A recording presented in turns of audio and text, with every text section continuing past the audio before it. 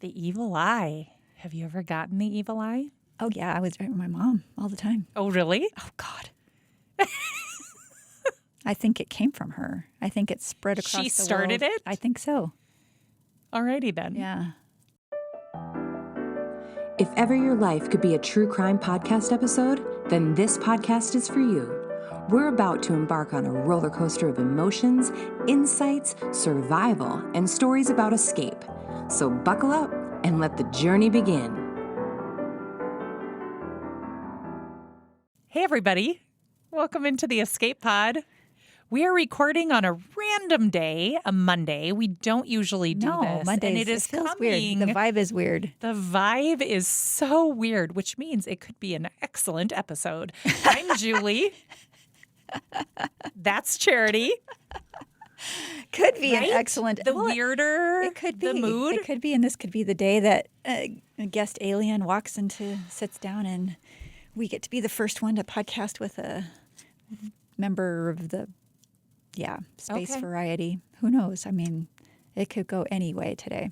The IT guy and I pondered if a ghost had been in here this morning when he couldn't figure out why something that had worked when he walked out the door wasn't working. Yeah. We got it back, but I'm not sure that Casper didn't hang out in the escape pod for a few minutes just to mess with our minds. It's their toy room, probably. I mean, whatever. I mean, kids would whatever love it in floats here. your boat. Oh, the buttons. Buttons. My Big child buttons. and the buttons They're would all the be colors, levers, best of buttons. friends. Yeah. They are pretty colors. Game over. Good They are point. pretty colors. What are you escaping from this fine day? Funerals. Oh, I feel that in my soul. And funding problems. Mm-hmm. And just probably all the F letter I words. was just about to say all the F words. All the F words. I mean, if you don't laugh, you'll cry. Yeah. Yeah. Yeah. Some days are just a lot heavier than others. And Today's one of those days. Today's one of those days. Yeah. I'm just escaping a long to-do list. So this comes at kind of a good time because, well, our Friday retreat put us back. Me, at least my schedule, probably yours too. So yeah, a little bit. I'm like, okay. I thought I could handle all this stuff, and then just one day not at it, and it's like you need that break, but then it's like buckle up, you got to catch up now. Just out of curiosity, and because I was home to do it, on Saturday morning, I checked my email, and I had several things that needed not immediate responses, but that I had to. Pressing. Yeah. That come this morning had to be kind of dealt with right away. Yep. So I do not open my email very much on the weekend, not my work email. I deal with all my fun personal stuff the other on the things weekends. you can't say no to. Right. But I was kind of glad I did it because then I did it like with a clearer head than I would have if I would have walked in today with those. Ooh, I don't know. Panic. A little bit. Yeah. What can you do? I don't know. I like after yesterday, and it was yesterday was my friend's funeral. So beautiful ceremony, day. Very gorgeous day, gorgeous setting, very atypical. I mean, I've never said, oh, I really enjoyed that funeral. This one was so perfect that it's now my favorite. Like, it just was so probably non-traditional. The setting, the way it was done, it just honored him in such a really beautiful way that, But at the same time, I mean, resident empath here. Yeah. Being around 150, 200 people, and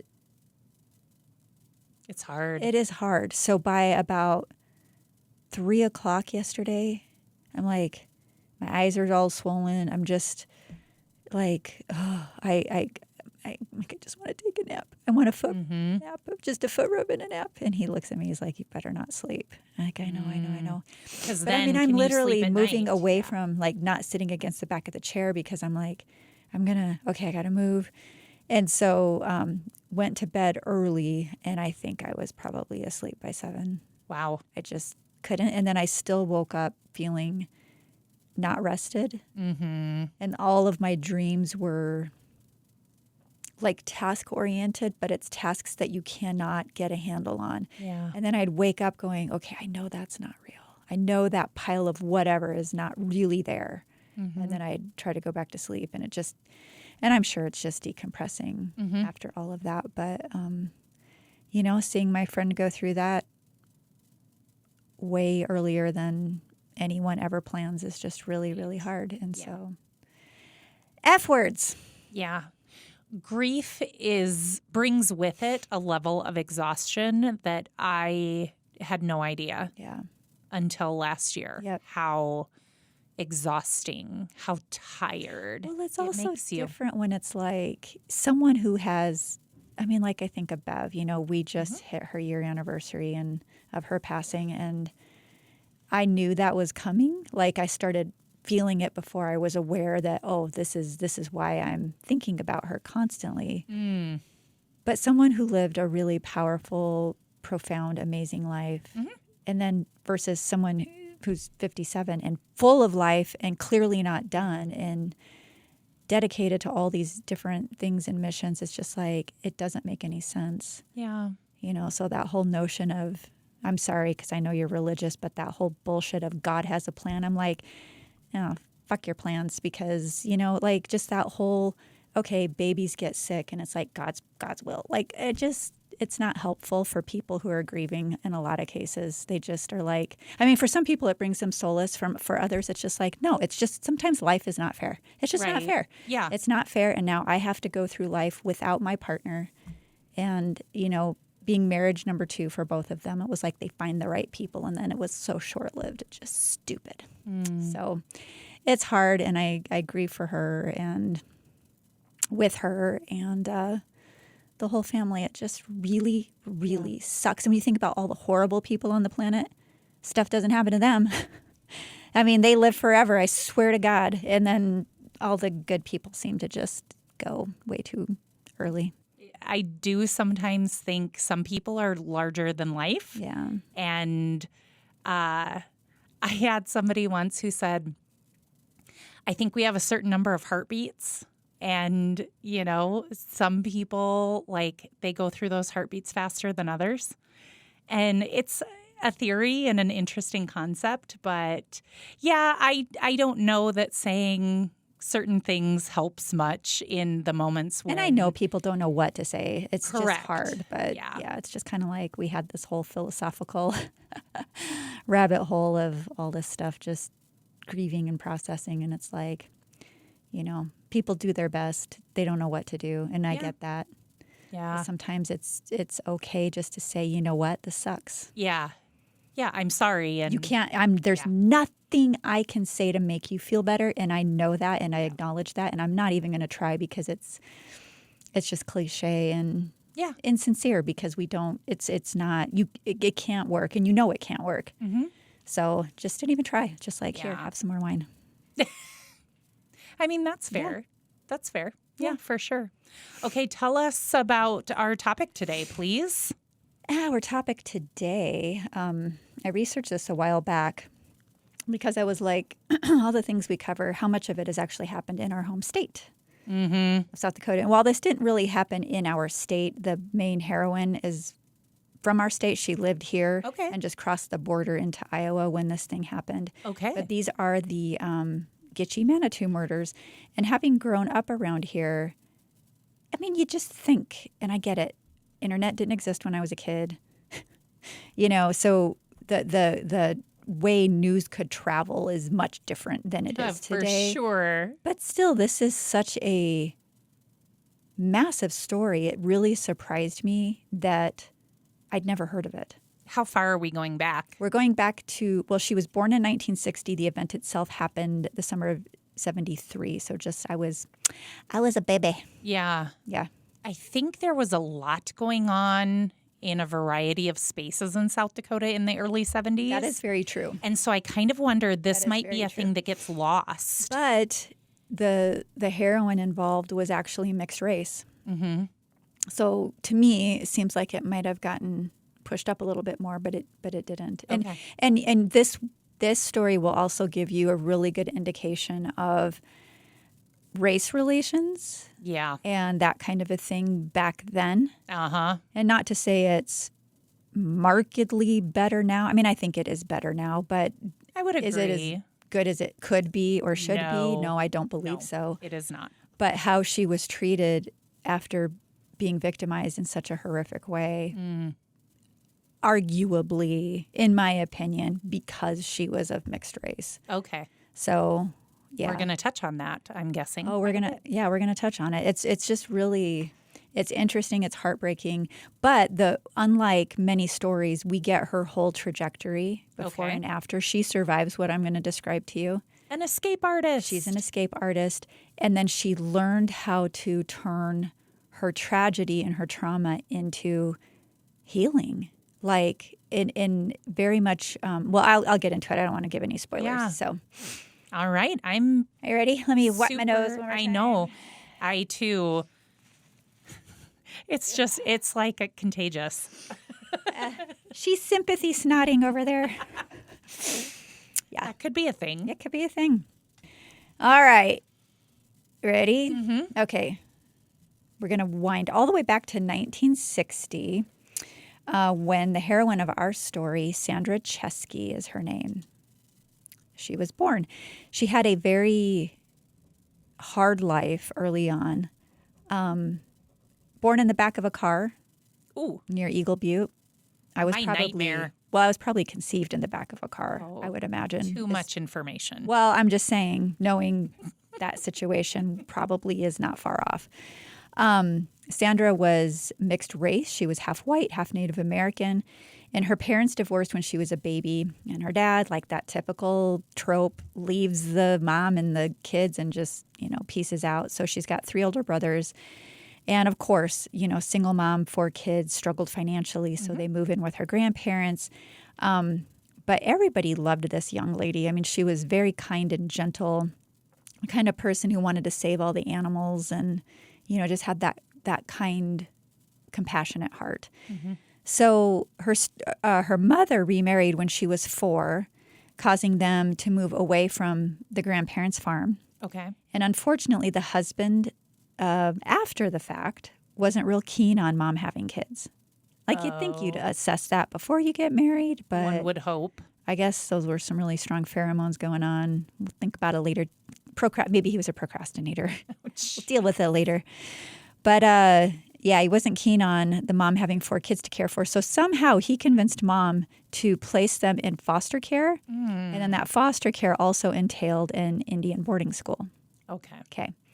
Now, in Sandra's foster home, conditions, as you can imagine, probably were not great. They were not great. She was used as child labor, essentially, and conditions during the week at the boarding school were unhealthy and unsanitary. And to make things even worse, she was bullied at the boarding school because she was too white. So she just didn't fit quite in anywhere. It happens, a lot. Yeah. Yes. So she begs her mom to move back home. Mom finally concedes, and then the family was reunited and moved to T, South Dakota, just south of Sioux Falls. Okay. So now it's the summer of 1973. She's in 7th grade. She's 13 years old. She meets 17-year-old Roger Essam while at a drive-in movie theater. Okay. Falls for him instantly. She thought he was the most handsome guy she'd ever seen. And not only that, he's cool. He's a cool dude. He was easy to get along with, very gentle soul, loved nature and art. And he's just super thoughtful like she was, unlike most guys that age. We're really only thinking about one thing. He just wasn't that way. They hit it off. They began dating. But Sandra hadn't really disclosed her true age to Roger and his friends. She's 13. And guilty. Can relate. When you look older and you're more mature, you just don't have to. They're going to assume what they're going to assume, and there's no need to correct them sometimes. So they thought she was around their age because she was so poised and mature, and she'd been through a lot, and that leads to that kind of persona. Lesson for young men out there. Yeah. You should actually ask the for question. Identification and Statutory clarification rape on is age. a real thing? Yes. Yep. Yeah. She didn't tell me. Did you ask? Okay. I mean, Right? I don't think she didn't tell me isn't a plea. No. Don't think so. All right. So he was a gentleman, though. He treated her very respectfully and really seemed to value her. So things were going well in this early budding relationship. So one evening, Roger and his friends wanted to go to the Gitchie Manitou Reserve. It means great spirit. And they wanted to go for a night of just, fun and friends and music and smoking dope and the whole deal, right? Okay. So Roger and his friend, 18-year-old Stuart's little brother, who was 14-year-old Dana, and then Dana's friend, 15-year-old Michael. Okay, so they pick up Sandra that night to go to the reserve. And this was a popular hangout for kids. It was in the middle of nowhere. You had just a place where they could light a fire, smoke a joint, just be teenagers. So they got there around 9:30 that night, immediately noticing that there had already been a fire burning pretty recently. So they moved deeper into the reserve, not wanting to impose on somebody else's vibe or their good time. So to set the scene, they got their fire going. It's kind of a dark and foggy. So you are giving me heebie-jeebies already. Just wait. Oh. So early November, Midwest. You can picture it, right? Mm-hmm. Okay. So settled in, Roger puts his arm around Sandra. Stuart's playing his guitar. They light a joint, and it's just this chill evening. They're all vibing, whatever. But not long after, only about 20 minutes or so, they started hearing sounds coming from the woods around them. And this is why I don't watch horror movies, by the way. I can't. Freaks me out. I wish I had some. You are freaking me out. Stop. I'm doing my own sound beds here. It's not okay. Okay. So they tried to chalk it up to animals. Roger pulled Sandra in tighter in a protective manner, but then they see somebody. They catch a glimpse of two people. Roger is the first one to stand up and walk kind of a ways from the rest of them to go check it out. And he's like, "Hey, who are you? What do you want?" He calls out to them, and he's met with a response of loud bangs. Oh, no. Just boom. Roger falls to the ground, Oh. and he was dead instantly. Oh. Michael grabs Sandra and runs into the woods to hide, and then they can hear more gunshots. Stuart's hit. He falls down. Michael tells Sandra, "Don't run," so she stays put, which is probably what ended up saving her life. And then the men behind the voices going back and forth with them identified them as police officers and told the kids that they were in trouble for having marijuana. Michael and Sandra come out of hiding. Michael's holding his hands up and says, "Hey, dude, if you're the cops, why are you shooting at us?" Mm-hmm. And then he was then shot in the shoulder. So these so-called cops then forced them to walk through the trees. They gathered up Stuart, dragged him to their truck. So Roger's dead. The rest of them Sandra's the only one maybe not injured. Okay. And they're dragging hurt Stuart to the truck. When they got to the pickup, the cops used wire to bind their wrists. Yeah, because cops don't have handcuffs all of a sudden. Cops are just really crafty, Julie. Oh, my gosh. Yeah. Okay. These poor kids. Okay. I know. Sandra was then placed in the van, and one of the cops told her he was going to try to get her off the hook for the marijuana, so she goes along calmly because she doesn't want to get in any trouble. She's 13. Of course. She's terrified. Her boyfriend just got shot. She doesn't know what's going on. And first, you know what? I'm going to do this in backwards order. You've got to see these idiots because you need to look at their pictures before we go the rest of the story. Very 70s-ish. Something ain't right. Look at these two especially. Little iffy. Just first impression.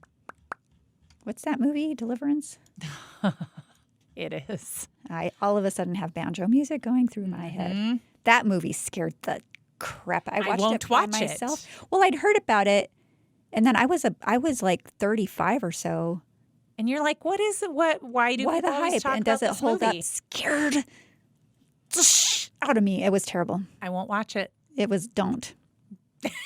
Don't, because then there's just certain things you can't unsee. Right? Yeah. I know. Nope. All right. So those are the idiots. And there's no way these guys are going to come off as police officers, right? No, you just looked not at likely. them. Not. Okay. They looked like total losers. But I suppose it was dark and foggy. Right. Okay. Well, and they have weapons, so they that had in weapons. And of itself makes it a scary situation. I'll get you more into Sandra's mental space in a little bit. But so anyway, she's in the van. She goes along calmly. She tells them to untie her hands. They did, which surprised her. Okay. And then she asked if an ambulance was coming for Roger, and they told her he'd only been shot with a tranquilizer gun and that he'd be fine. and one of the cops drove her away. She looks out the rear window and sees the 2 other men leading her friends into the woods. Oh, no. Yeah, the boys were forced to walk at gunpoint. They were executed on the side of the road. And as if that weren't enough, one of the shooters pumped more bullets into their bodies, just feeling very manly or whatever. I don't know. The man with Sandra turned out to be the 29-year-old Alan Fryer. I think he's the middle one. Okay. He told Sandra, no, he's the older one, excuse me. He told Sandra he was the boss of the other 2 men as they drove around for a while. So it was the younger brothers that shot these are all 3 brothers, by the way. I don't know if I said that already. Okay. So she was having doubts that they were cops, but she was scared that if it was the cops, that she would get sent back to the boarding school or a detention facility. And she really, really, really didn't want to go back to either of those situations. So she's just like waiting for that telltale sign of, what is this? And can I, you know what I mean? She doesn't want to be back in those situations. Mm-hmm. So then later, they're driving around for a while. She's really surprised when they rendezvoused back with these other men, and her friends weren't anywhere to be seen. Sandra recalls Alan getting out of the truck, and then another man we later learn is James, the youngest. Okay. Gets in, the one that looked like a frog. Mm-hmm. Yeah. And her words looked like a curled snake that could strike any moment. And strike he did. He raped her in the truck, and he left. She was left with Alan again, and she told him that she'd been a virgin after the assault. And then that's when she told him she was only 13. Ooh. And he didn't believe her at first. But she kept thinking that if he was the cops and she had to go through this to not get sent back to a detention facility or a boarding school, she was going to write it out and hopefully get to the other side.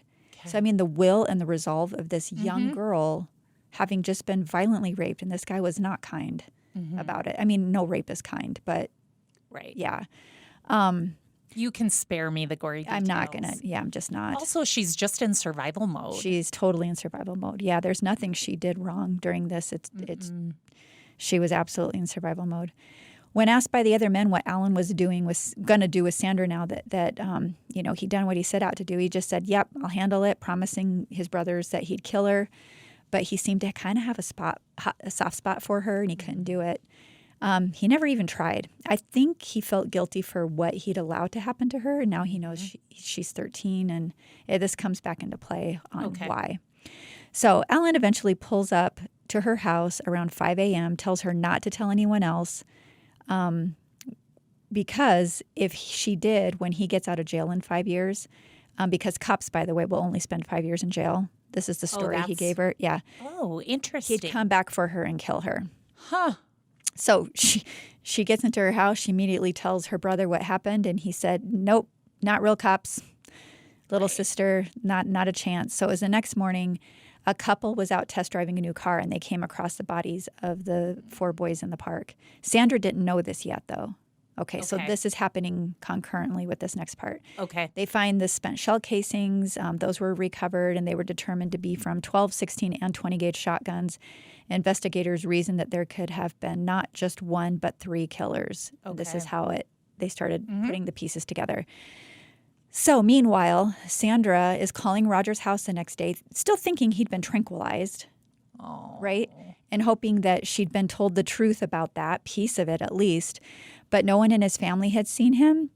So she enlists the help of a friend to go look for him and his friends. And then when she called Roger's house again, Roger's brother asked if he could come pick her up. Like, let's go do this together.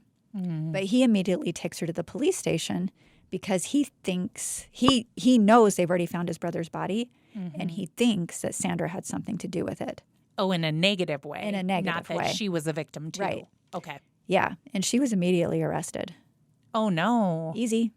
Right? Yep. The one that got away, half Native American, back in this time.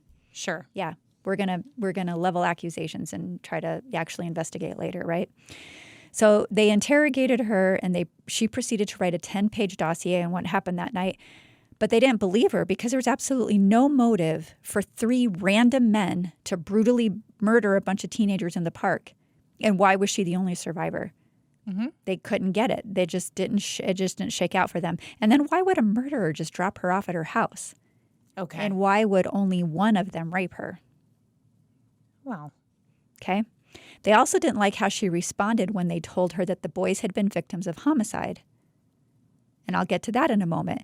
And I guess she didn't react how they thought she should, but we later learned that she did not know what the word homicide meant. Okay.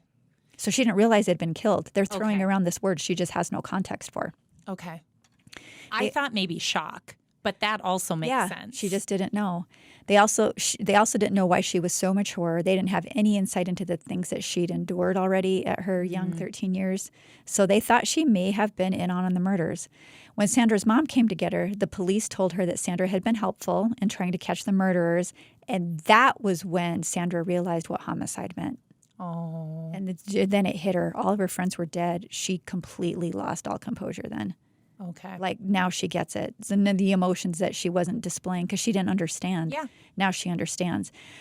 She ended up in a detention facility anyway, but they said it was only for her protection because now it seemed that some of the law enforcement officers believed her and that they were afraid that these men would come back for her once they knew she had told them everything. Okay. So she's there for her safety. The public freaks out. They take the side of the conspiracy that Sandra must have known more, that she was saying she had to be involved. And so they just started treating her like the town pariah. Parents refused to let their kids be with her, be friends with her. Police set up a safe house for her and her family. And Sandra wanted to go see her friends' bodies at the funeral parlor to say goodbye, but they were afraid the men would find her. Okay. So they wouldn't let her. But she was allowed to go to Roger's funeral under police protection and kind of off in a little side room away from everyone else. Mm-hmm. But a family member figured out that she was there and just accosted her, blaming her for Roger's death and making a big scene, forcing her to leave the church. So she didn't get to say goodbye to Roger either. Mm. And that's just really hard when you're that young. Like, you need that closure. So it's just really tragic. And now the community is turning against her. She's a 13-year-old victim. Right. And they are treating her like garbage. She wasn't allowed to go back to school. She wasn't allowed to have friends. She was forced to live in this safe house. And despite all this, she just tried to remain strong and get justice for her friends. Sheriff Craig Vinson, however, he believed her.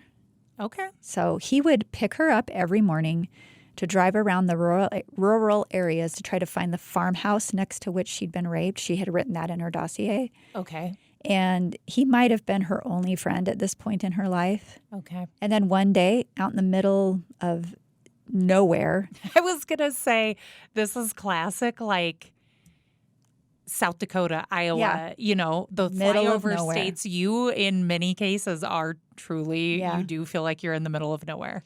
This would have been November 29th now of 73. Okay. A white pickup truck drives out of a driveway of a farm, and Sandra starts screaming, "That's him! That's him!"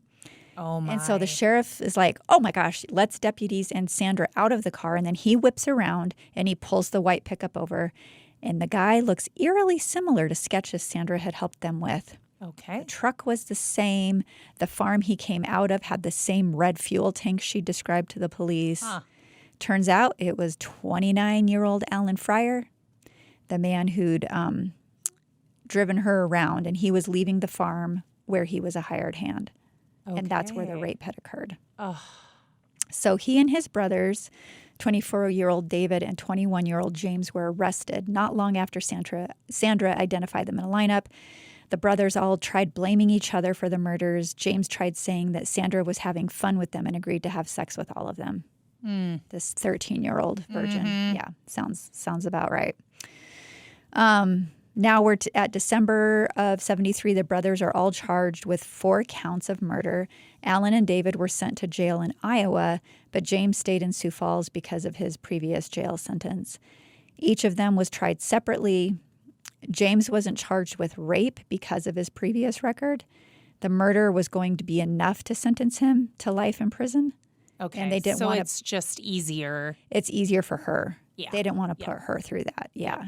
So, and she was testifying on the murder trial, so she was already heavily involved. Mm-hmm. The fact, though, that even in the early 70s, somebody recognized that often is seen as like victimization to put somebody through that. I think it's because the sheriff believed her, you know, and really took her. Like he seemed pretty protective of her. Okay. But so February of 1974, David pleads guilty to 3 counts of murder and 1 count of manslaughter. He later asked for parole in 2016. And when Sandra and Michael's sister gave testimony, his request was denied. Poor baby. May of 1974, Alan was found guilty on all 4 counts of murder, no possibility of parole. And then in June of 1974, Alan and James escaped from jail. Oh. Stole a truck. Oh, my. The sheriff was afraid they were going after Sandra, so they called Sioux Falls and had her brought into police custody. Oh, my God, like not even a year later. Can you imagine? No. You're trying to get on with your life. You're still the town pariah, and you get that call. But fortunately for her, they must have been intending to flee and not look for her because they were found in Wyoming after hitting a pedestrian. Oh, geez. I'm not laughing because the pedestrian hit. I'm laughing because these guys are terrible just criminals. Idiots. They're bad they at doing bad need to things. be locked up. So they're brought back to Iowa. Today, all 3 brothers are still incarcerated. Really? Yeah. Huh. I was going to use, I need to just stop. You know, my tendency lately to have these really awful sayings that should not be. Sometimes they're so appropriate, though. But they're not. I mean, a little bit. I just need to stop. I need like a sock to stuff in my mouth or something. Oh, Lord. But the Gitchie Girl became Sandra's nickname, and people kept ostracizing her. She dealt with PTSD pretty heavily. Of course. Survivor's guilt, and then just being subjected to that small town, small-mindedness and victim shaming crap. I was going to say, even if they were very supportive of her, she could have PTSD. Oh, absolutely. But this certainly was salt in the wound. Worse. Yeah. I mean, there was just no reason for these murders. None. Just psychopathy. Like there was... Was there any indication of what the motivation was, or was it just we had the opportunity to kill somebody? I think it's this. So these brothers, James had been in a Sioux Falls jail, but he was out on work release. This is kind of how it happened, if I recall. His brothers called the jail impersonating James's employer, saying that he was needed to work another shift. Okay. It worked. Okay. The brothers were determined to show James a good time before he had to go back to jail. Okay. They had their shotguns. They had a goal of poaching deer. Okay. They'd been out in the reserve trying to murder animals when they came up on the Friends, and they saw that the Friends had weed. Oh. And they wanted to steal it. That's what made them start to like interact with the kids. And when Alan later learned that Sandra was only 13, I think that's when things changed for her future. He saw her as a child because he had a stepdaughter around that same age. Okay. And that's how she ended up becoming humanized to him.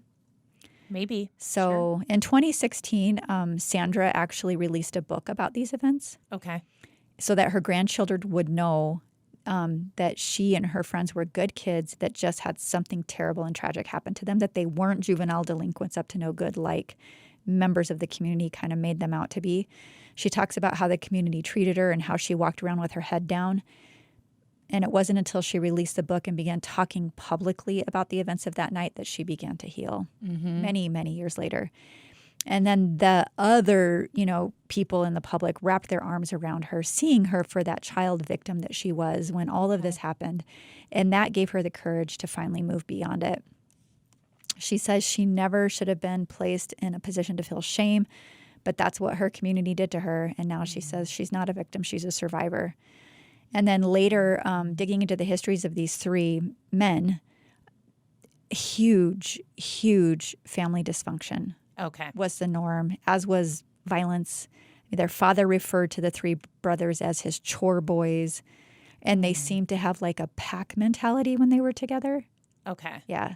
So if Alan hadn't taken Sandra and left, that pack mentality, she probably wouldn't be here. Right. Yeah. Co-author of the book, he said, they were criminals when they were in each other's presence. For the Fryer brothers, life was all about what was going to be the next crime, what they could steal next, and what could they go out and shoot next. Oh, my gosh. So big winners, but they're all locked up and probably never going to get out. So I just thought, my God, how many times I had snuck out and been in the Black Hills, in the middle of nowhere, places I still can't find to this day, but sure knew how to get to when I was a young teenager. And, you know, the drugs and the alcohol and all the stuff. And just. And you weren't alone. I mean, I did not party at all in high school, but certainly had lots of people in my life who did. And, you know, most of the time, nothing ever happened. It was, you know, it was pretty, now looking back, I mean, technically criminal, yes, but all in all, fairly innocent in nature. It is a teenage thing to do. It's not unusual. And so to have kids go out just, you know, they weren't hurting anything really but themselves and doing some drugs. They don't help you. They might not hurt you as much as other things do. But well, back then, probably not as much because it wasn't as hybridized and genetically altered as it is today. Yeah, they just, when you think about the grand scheme of things, was it the worst thing they could have been doing? Not really. Yeah. And so to have that be the consequence of being in that place at that time is very tragic. No, and it's not like I mean, there's some kids, and I was one of these, and my husband still calls me a shit magnet. Like, just things happen. Yeah. And it did when I was a kid, too. Just like, oh, my God, this just should have been level and not a big deal. It ends up being a big deal. Mm-hmm. And somehow I just always seem to not cause it, but be around when that kind of a thing would happen. And I guess I don't know. It's just awful. Yeah.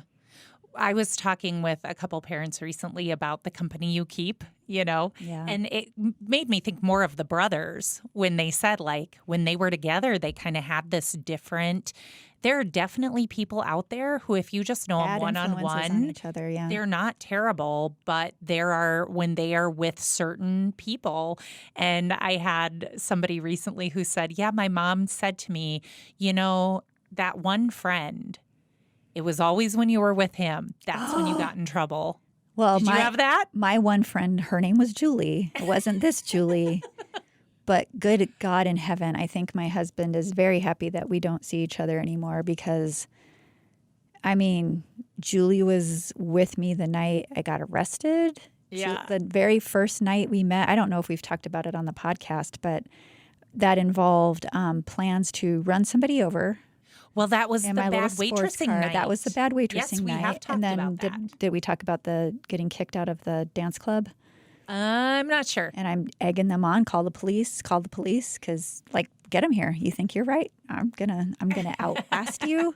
I will out-argue you any day. Yeah. And she's like, shut up. She didn't know me at all, but, like, just the number of fights. Yeah. And it was never me. Like, these were, like, I didn't grow up in the ag community. Uh-huh. And she came from a rancher family. And there were just random people she'd run into, and the drinks would be flowing, and then the next thing you know, it's a girl fight. One time she got me in a chokehold. Did I tell you about that? No. Yeah. Like funny, ha-ha, or mad at you? No, she was going to kick my ass because I took her car keys. She shouldn't have been driving. Oh. I took her car keys, and she wanted her car keys back and was not going to give them to her back. So she ended up getting me in a chokehold I could not get out of. I don't remember how it ended up ending, but I'm just like, oh, she went off the deep end. But we got into so much trouble. Just like, and the number of car accidents, she's always driving, always her driving. But so many car accidents, and I think it's because she is such a talker, and she'd be looking at me instead of the road. I'm like, Julie, you can multitask. Your lips can move when you're looking through the windshield. I promise you, it works like that. But just crazy. Being in the bars underage here. One night, the cops come and do a walkthrough of the club we were at, and we were hiding in the bathroom, and escaped peril every time. Yeah. But as it's bar closing now and we're leaving, there's this guy walking down the steps behind us. This was so I don't know, before your time probably, but there used to be a club called Fat Boys. I did know of it. Okay. Yeah. So and then it was the Firehouse Theater, or they had a small theater up there, but it's that long steep staircase in the old historic building, right? So we're coming down the staircase, And I don't know if she was 21 yet because she was a couple years older than me. She was closer to my husband's age, but I know I wasn't. And so we're coming down the steps, and there's this really drunk guy behind us trying to, get in with us. And it's like, no, it's not going to work. So she starts jawing at him, and he's trying to be nice, and he just wasn't that bright little, this kind of like dork. And so he got really mad at her. And so in his drunken brilliance thinks that he's going to kick her. Oh. And he kicks, and his shoe comes right off. So then she just starts, and he's stumbling down these stairs. It was really pathetic, actually. So then she just starts teasing him. It's like smelling blood in the water, kick him while he's down. And she knew his name was Mike, so she's like, "Oh, big Mikey, you big stud, look at you with your shoes off," and just going after him. Oh, my. And he's trying to go on the fight. Now we're on the sidewalk out in front of the firehouse, and this guy's coming after us. And of course, I'm not going to let my friend get beat up. And so my husband, we're dating at the time, and he knows I'm underage. And he's like, "Get in the car. Just get in the car." We're like, no, we're determined to get arrested tonight. Double trouble. Always, always, always, always. Double trouble. It just goes on and on and on. Those can be great life lessons, though, to share with, for example, your own children. So this is where our conversation stemmed from, was like the person I was talking to said, my mom always said, remember that kid? That's when you got in trouble. And it's okay to use those as examples of like, you got to be mindful of the company you keep. Yes, they can be fun sometimes. And if it's fairly innocent trouble, so goes life. Yeah, like you're a kid. Ish, I guess. But there are people, though, who lead you much farther down the troubled path. Oh, I had plenty of those too. Right? Yeah. And you gotta be Did I ever tell you about the time we staked him out? That you what? Staked him out. I don't think so. So it's kind of crazy. You? I'm aware. Yeah. As a younger woman, young adult. No, I was paranoid because now I had this actually nice boyfriend. Yes. And I'm like, it's too good to be true. I'm going to figure out a way to sabotage this business. Like, people do that. Bring it on. And so, he's studying chemical engineering, and there's like one girl in the whole class, Chemi, and they're in some kind of study group. And I'm like, he's cheating on me. I know he's cheating on me. He's cheating on me. And I got really paranoid about it. So Julie and I went and staked out campus one night. We're in her truck waiting. And, pretty soon he's done. We knew where he was supposed to be at, and he comes walking down to head back to the frat house. And she had this little tiny pickup, like a Chevy S10. Okay. Like you can cram 4 people in there. We've done it. Right. But it's not meant for 4 people. And it's not. You can only hide one person and maybe a half of another person. So she backed into the parking spot, and the headlights were facing him as he's walking. And we're hiding, and she hits remember when the bright thing used to be on the floor? So she's like, "God damn it, stop hitting the lights, stop hitting the lights." She's like, I'm trying. And then he sees us, and we're like, I'm supposed to be at her sister's house. So we're like, oh, he knows it's us. I know he knows it's us. So we hauled ass across town to get to her sister's house. Just like we figured we could get there about the same time it was going to take him to walk to the frat house. So we get there, and sure enough, he's calling Julie's sister to see if I'm there. And I'm out of breath, and I'm just like, "Hey, how's it going?" What are you doing? That was his Nothing? first time being a detective. Oh, that was the first God. police work he ever did. And then to go see him after that, I'm just like, he's like, honest to God, I am not cheating on you. I'm studying with her. And I mean, obviously he wasn't, but I was just determined but nothing I did made him. I mean, miracles happen every day. Thank God. What are you escaping to this week? Clearly memories. Jesus. Right? Okay. A dive bar tour is a thing. Okay. I have never done it, but it was started. Is it a thing here? Yeah. It was started by my girlfriend who moved to Florida. Okay. Shout out Alicia. I never went when she lived here. Okay. Because I cannot keep up with her. Right. I don't even try. I don't even pretend to try. That's good. But in her honor, not Your that liver she's dead, thanks she's you. still she's still alive. I know my liver loves me. I'm very good to my liver. But some of the women that would go, and now it's turned into a couples thing. So a couple months ago, one of them reached out and said, hey, we'd really like to do. I'm like, it's really bad timing with my mother-in-law and all this stuff. Ask me again in April. And they did. And so we're going to go hit up the dive bar tour and just see. Okay. So it could be fun. I'll have my token drink and probably be ready for bed.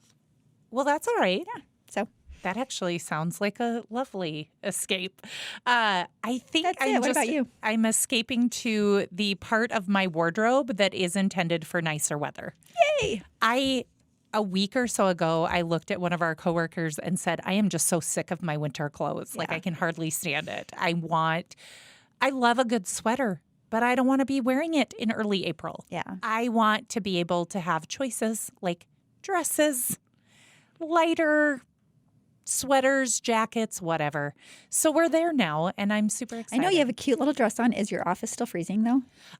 It kind of goes through phases. okay. So I do have to turn on the heat a little bit, but then it's not on very long because it'll kind of warm up a little, and then I'll be like, okay, we're good. Good. It's the strangest thing because, sometimes I come in first thing in the morning on a cold day, and it must be a timing thing. Like maybe the heat's been on because I'll walk into my office sometimes and think, well, this feels lovely, but I'll be in there 30 minutes and I have to turn on my heater. So yeah, sometimes I still am heating my office even though it's fairly nice outside. I wonder if my head's shaped like a cone.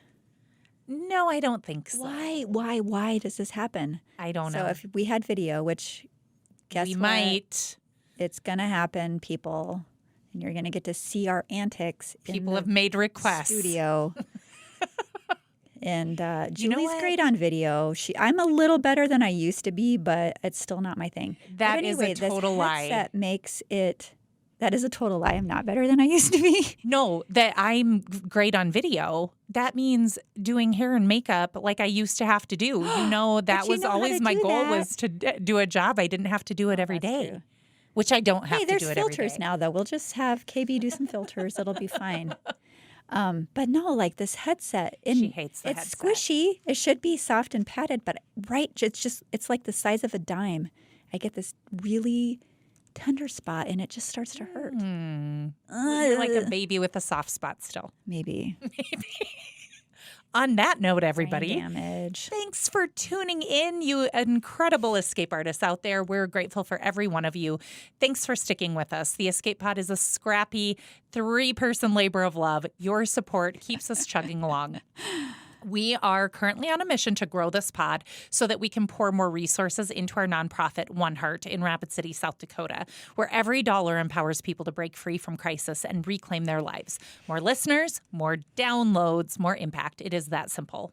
We truly are a podcast for a cause, so thank you to each and every one of you listeners. I just had some sorority sisters in town this weekend, and one of them said something like, downloads, so she's listening. Thank you. And here's where you come in. You can become a patron at escapepod.live and not only unlock bonus content, which we are working on a new library therefore, but you can unlock the warm fuzzies of knowing that you're funding real-life breakouts. It's a win-win in this day and age where those seem harder and harder to come by, especially in the nonprofit world. And for just a few bucks a month, you're not just a listener, you're a hero in our story. And pro tip, downloading episodes beats streaming every time, like Charity's old sorority sister knows. It boosts our stats, pulls in more ad revenue, and helps us climb the charts so we can reach even more ears. So please share us with a friend, rate and review wherever you listen, and hit that download button. It is a tiny click with a massive ripple effect. And did you know that you can hit, what's it called? Follow, and it'll automatically download them for you as soon as one's released? Most of them, if a follow is enough to get the automatic downloads, but if you're not sure on yours, just see if there's a way to automatically download. Well, it'll show you it'll on give every you that platform option if it's usually. downloaded or not. But it makes a big difference. That's just how it's measured. So help us out. But we really want to hear from you. You can connect with us at escapepod.live and maybe give us mushmouth voice. Give us advice on how to talk. Follow us on our socials. Drop us a note at justbecauseatiscapepod.live. Or you can send your wild escape stories to us at escapeartist@escapepod.live. We are sealing the hatch on this episode of the Escape Pod, but remember, trauma may be inevitable. How you grapple with it is optional. So stay resilient. And keep laughing. Bye, everybody.